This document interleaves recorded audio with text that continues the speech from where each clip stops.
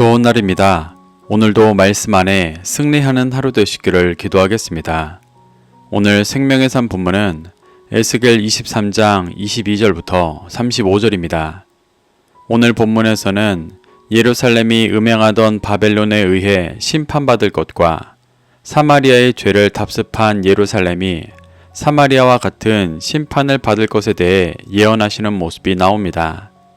이 구절들을 통해 하나님께서 무엇을 말씀하시는지 살펴보도록 하겠습니다. 22절부터 24절입니다. 그러므로 오홀리바야, 주 여호와께서 이같이 말씀하셨느니라.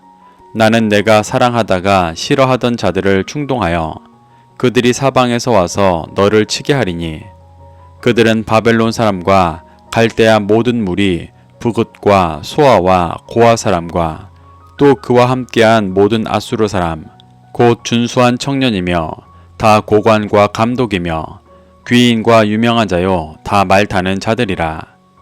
그들이 무기와 병거와 수레와 크고 작은 방패를 이끌고 투구순 군대를 거느리고 치러 와서 너를 애워싸리라. 내가 재판을 그들에게 맡긴즉 그들이 그의 법대로 너를 재판하리라. 하나님은 어제 본문에서 형인 북이스라엘의 음행과 심판을 보고도 음욕을 더하여 이방과 행음하는 남유다의 모습에 대해 말씀하셨습니다. 그리고 오늘 본문에서는 남유다 또한 북이스라엘과 같이 그들이 사모하던 바벨론에 의해 심판받게 될 모습을 예언해 주십니다. 22절에서 말하는 내가 사랑하다가 싫어하는 자는 바벨론을 말합니다. 하나님께서 이들을 충동하신다고 말씀하시는데 이는 바벨론에 의한 공격이 사탄이 무고한 제사장 나라를 핍박하는 것이 아니라 하나님의 역사로 심판하시는 것임을 명확히 보여주시는 것입니다. 23절에서 말하는 부곳과 소아와 고아 사람은 모두 바벨론 제국의 지배 영역 내에 있었던 동부 티그리스강 유역의 민족들입니다. 아수르도 당시에는 바벨론에 속한 민족이었습니다. 그런데 바벨론이라고 표현하지 않고 굳이 여러 민족을 거론하신 이유는 남유다가 여러 이방 민족과 행음하였지만 그 모든 이방 민족들에게 버림받고 심판받게 되는 모습을 표현하시는 것입니다. 하나님은 남유다가 흠모하던 준수한 청년이고 고관과 감독이며 귀인과 유명한 자고 말타는 자들인 이방인들이 남유다가 부러워하던 세상의 힘인 무기와 병거와 수레와 방패로 결국 남유다를 심판할 것을 말씀해주고 계십니다.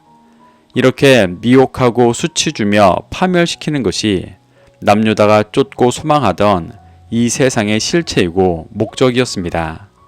25절부터 27절입니다. 내가 너를 향하여 질투하리니 그들이 분내어 내 코와 귀를 깎아버리고 남은 자를 칼로 엎드러뜨리며 내 자녀를 빼앗고 그 남은 자를 불에 사르며 또 내 옷을 벗기며 내 장식품을 빼앗을지라. 이와 같이 내가 네 음란과 애굽 땅에서부터 행함하던 것을 그치게 하여 너로 그들을 향하여 눈을 들지도 못하게 하며 다시는 애굽을 기억하지도 못하게 하리라. 하나님은 남유다를 향해 질투하시며 심판하신다고 말씀하시는데 여기서 질투의 원어 키나는 어떤 일이나 대상에 대해 매우 큰 열심을 내는 모습을 나타내는 원어에서 유래한 단어입니다. 그래서 이는 단순한 이성 간의 질투를 말한다기보다 이스라엘을 신부로 뜨겁게 사랑하시며 구원으로 인도하시기를 간절히 바라신다는 것을 표현하시는 것입니다.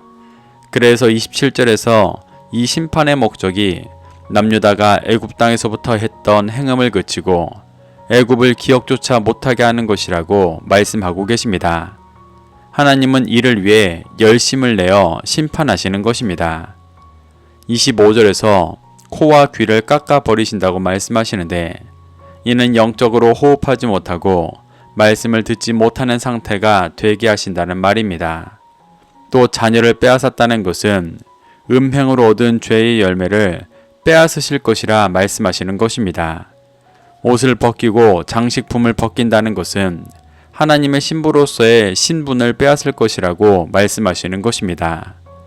이렇게 하나님은 남유다를 철저하게 심판하시며 애굽과의 행음을 그치게 하려 하십니다. 28절부터 29절입니다. 주 여호와께서 이같이 말씀하셨느니라. 나는 내가 미워하는 자와 내 마음에 싫어하는 자의 손에 너를 붙이리니 그들이 미워하는 마음으로 내게 행하여 내 모든 수고한 것을 빼앗고 너를 벌거벗은 몸으로 두어서 내 음행에 벗은 몸 곧 내 음란하며 행음하던 것을 드러낼 것이라. 하나님은 남유다가 이미 멸망한 북이스라엘을 답습하여 동일한 죄를 범하였기 때문에 북이스라엘과 동일한 방법으로 심판받게 될 것을 말씀하십니다.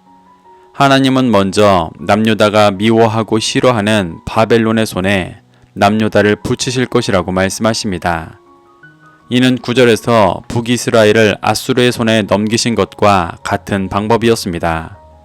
하나님은 남유다가 흠모하며 음행했었던 나라인 바벨론의 손에 붙이시며 남유다가 흠모하던 이 세상의 목적이 결국 하나님의 나라를 무너뜨리고 깨트리는 것임을 깨닫게 하시는 것입니다.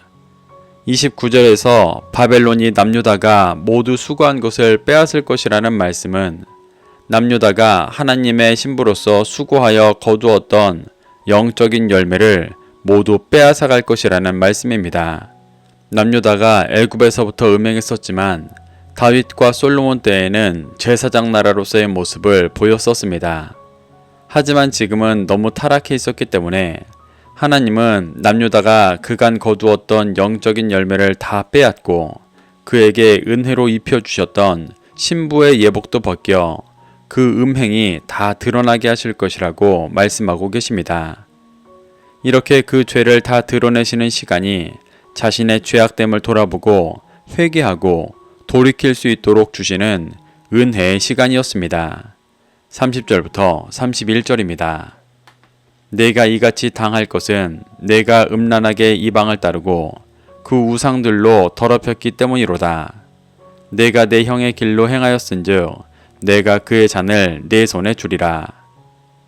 하나님은 남유다가 하나님의 권능에 의해 바벨론에 넘겨지고 음행이 다 드러나는 수치를 당한 이유가 남유다가 음란하여 이방을 따르고 그 우상들로 더럽혔기 때문이라고 말씀하십니다. 하나님은 이 심판의 원인이 하나님의 부당함이나 바벨론의 죄악 때문이 아니라 음란하여 이방을 따르고 우상을 섬긴 남유다의 죄악 때문인 것을 명확하게 말씀하시는 것입니다. 하나님은 이러한 남유다의 모습이 앞서 아수르에서 먼저 멸망당했던 북이스라엘의 모습과 동일하기 때문에 형이 받았던 심판의 잔을 그에게도 받게 할 것이라고 경고하고 계십니다. 32절부터 35절입니다. 주 여호와께서 이같이 말씀하셨느니라. 깊고 크고 가득히 담긴 내 형의 잔을 내가 마시고 코웃음과 조롱을 당하리라. 내가 내 형 사마리아의 잔 곧 놀람과 패망의 잔에 넘치게 취하고 근심할지라. 내가 그 잔을 다 기울여 마시고 그 깨어진 조각을 씹으며 내 유방을 꼬집을 것은 내가 이렇게 말하였음이라. 주 여호와의 말씀이니라. 그러므로 주 여호와께서 이같이 말씀하셨느니라. 내가 나를 잊었고 또 나를 내 등 뒤에 버렸은즉 너는 내 음란과 내 음행의 죄를 담당할지라 하시니라.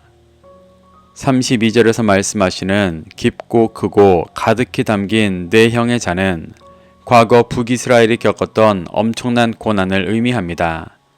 여기서 깊다의 원어 아모크는 측량할 수 없을 정도의 깊은 상태를 나타내는 단어로 그 고난이 얼마나 극심했는지를 잘 보여주는 것입니다.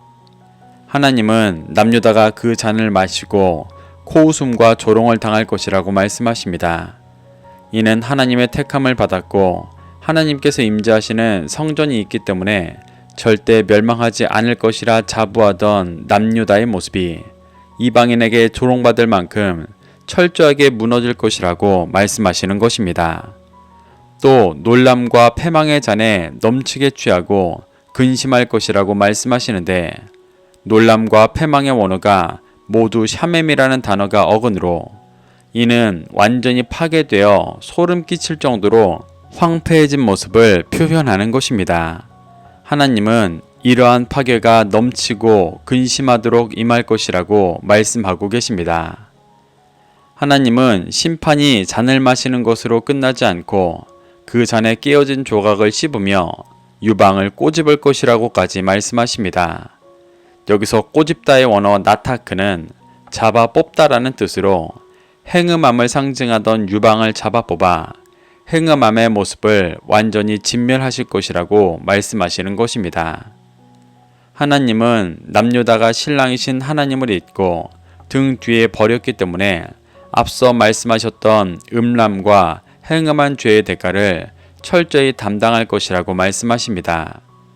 이렇게 하나님은 남유다가 북이스라엘의 멸망을 보고도 그들의 죄를 쫓아 하나님을 떠나고 이방과 행음한 것으로 인해 철저히 심판받게 될 것을 예언해 주고 계십니다.